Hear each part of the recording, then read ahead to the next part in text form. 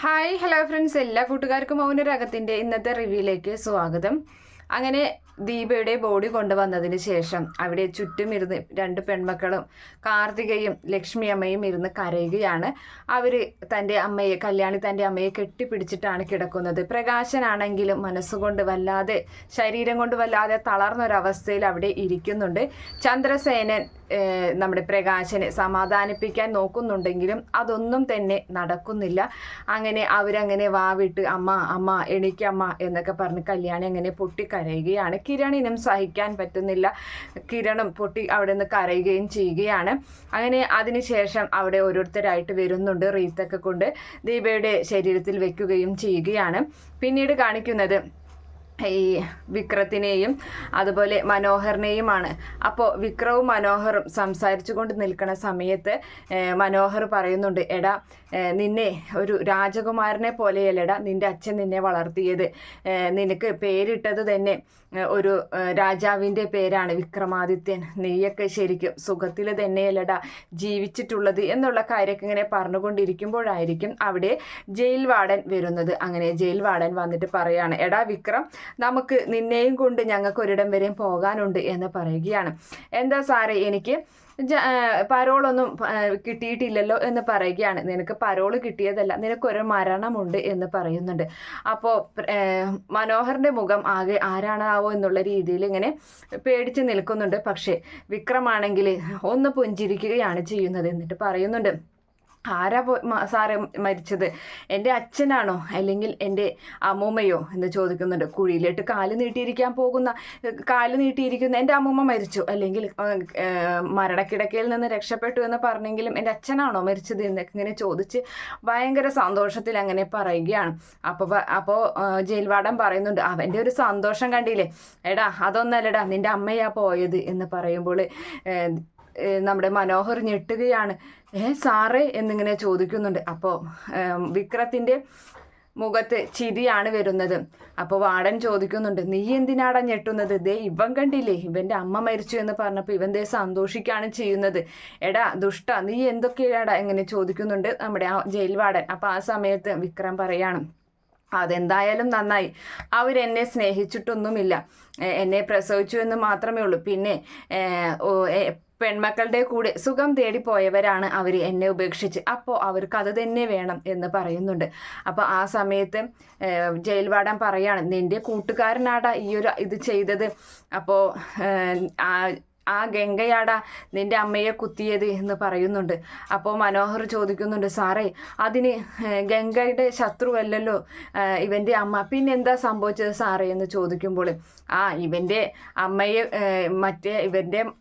അവൻ്റെ അമ്മയെ കുത്താൻ വേണ്ടി, രണ്ടാനമ്മയെ കുത്താൻ വേണ്ടി നിന്നതാണ്. ആ ഒരു കുത്ത് മാറി അമ്മയ്ക്ക് കിട്ടിയതാണെന്നാണ് പറഞ്ഞത് എന്ന് പറയുന്നുണ്ട്. അവന് എല്ലാവരെയും കണ്ണുവെട്ടിച്ച് രക്ഷപ്പെട്ട് നടക്കുകയാണ്, അവൻ ഉടനെ തന്നെ പിടിക്കുമെന്ന് ഇങ്ങനെ ജയിൽ വാർഡൻ പറയുമ്പോഴും നമ്മുടെ വിക്രത്തിന് സഹിക്കാനും പറ്റാത്ത ഒരു സന്തോഷമാണ് ഉണ്ടാകുന്നത്.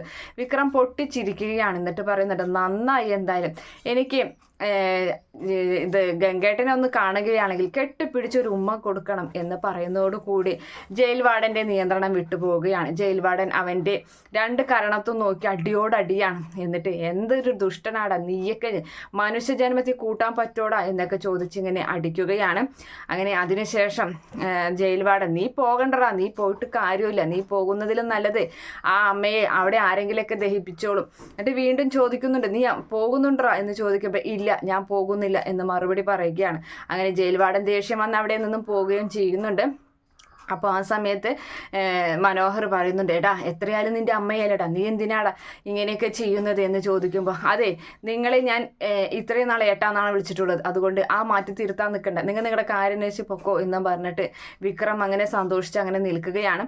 അതിനുശേഷം കാണിക്കുന്നത് നമ്മുടെ സരയുനെയാണ്. സരയു ഈ ഒരു വാർത്തയറിഞ്ഞ് ആകെ ഒരു ഞെട്ടലോട് കൂടിയിട്ട് വിഷമത്തോടു കൂടി അങ്ങനെ നിൽക്കുകയാണ്, അവിടെ നിൽക്കുന്നുണ്ട്. അപ്പോൾ താര അവിടേക്ക് വരികയാണ്.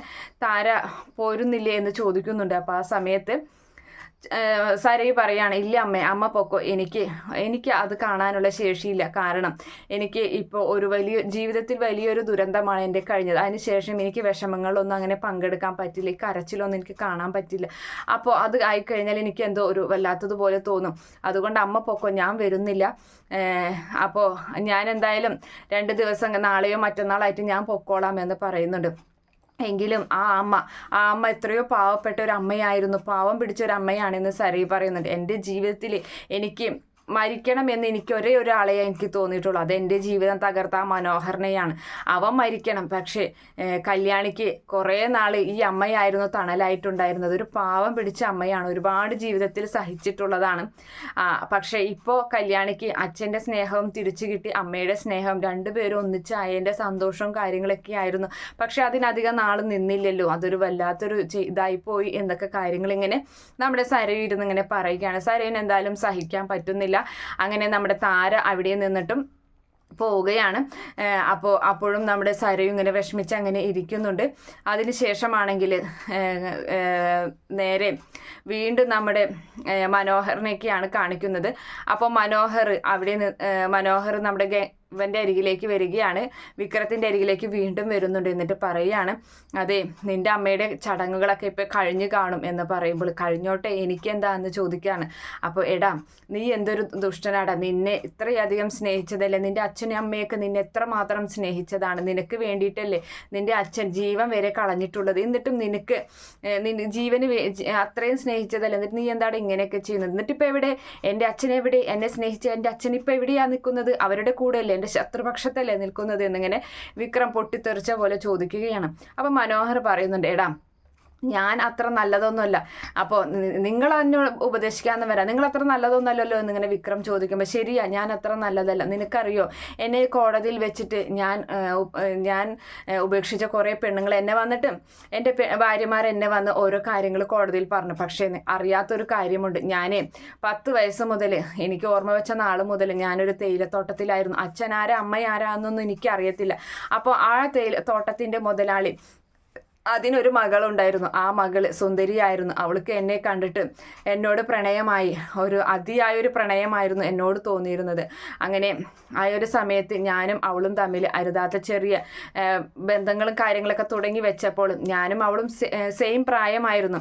പക്ഷേ അവളുടെ അച്ഛൻ അത് കണ്ടുപിടിച്ചപ്പോൾ അവൾ നേരെ പറഞ്ഞത്, എന്നെ ചതിക്കുകയാണ് ചെയ്തത്, ഞാൻ തെറ്റുകാരനാണ്, അവളുടെ ഭാഗത്തൊന്നുമില്ല, ഞാൻ അവളെ റേപ്പ് ചെയ്യാൻ ശ്രമിച്ചു എന്നുള്ള രീതിയിലൊക്കെയാണ് അവൾ സംസാരിച്ചത്. അതുകൊണ്ട് എനിക്ക് സഹിക്കാൻ പറ്റിയില്ല.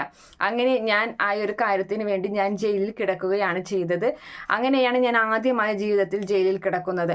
ആ ഒരു ചെയ്യാത്ത തെറ്റിനാണ് ഞാൻ അന്ന് ജയിലിൽ കിടന്നത്. അതിനുശേഷമാണ് എനിക്ക് ഈ പണക്കാരി പെൺകുട്ടികളോട് വളരെ ദേഷ്യവും അറപ്പും കാര്യങ്ങളൊക്കെ വന്നത്. അങ്ങനെയാണ് ഞാൻ അവരെ സ്നേഹിച്ച് അവരെ പറ്റിക്കാൻ തുടങ്ങിയത്. അതാണ് എൻ്റെ തുടക്കം എന്നിങ്ങനെ പറയുന്നുണ്ട്. നിനക്കൊക്കെ എന്തിലെ കുറവാടാ എന്നിങ്ങനെയൊക്കെ വിക്രത്തിനോട് ചോദിക്കുമ്പോൾ, നിങ്ങൾ എന്നെ ഉപദേശിക്കാനൊന്നും വരണ്ട, ഞാൻ നിങ്ങളെ യാതൊരു തരത്തിലുള്ള കൂട്ടില്ല, തന്നെയല്ല ഞാൻ ഞേട്ടാന്ന് വിളിക്കുകയല്ലോ ഒന്നുമില്ല, ഞാൻ ആ രാഹുൽ അങ്കിളുമായി കൂട്ടുപിടിച്ചിട്ട് നിങ്ങളെ ഞാൻ കൊല്ലും, അതാ ഞാൻ ഉണ്ടാക്കാൻ പോകുന്നതെന്ന് പറയുമ്പോൾ, നീ കൊന്നോ, എനിക്കത് കുഴപ്പമില്ല, പക്ഷേ എനിക്ക് നിന്നെ എതിർക്കാൻ പറ്റും, വേണമെങ്കിൽ വാടാ, നമുക്കൊന്ന് ഫൈറ്റ് ചെയ്ത് നോക്കാടാ എന്നിങ്ങനെ മനോഹർ പറയുകയൊക്കെ ചെയ്യുന്നുണ്ട്. അതിനുശേഷം വീണ്ടും കിരണിനെയും ഒക്കെ കാണിക്കുന്നുണ്ട്. കിരണും ചന്ദ്രസേനയൊക്കെ ഇങ്ങനെ സിറ്റ് ഔട്ടിൽ ഇരിക്കുകയാണ്. അപ്പോൾ അവർക്ക് പറ്റിയ തെറ്റുകളൊക്കെ ഇങ്ങനെ പറയുന്നുണ്ട്.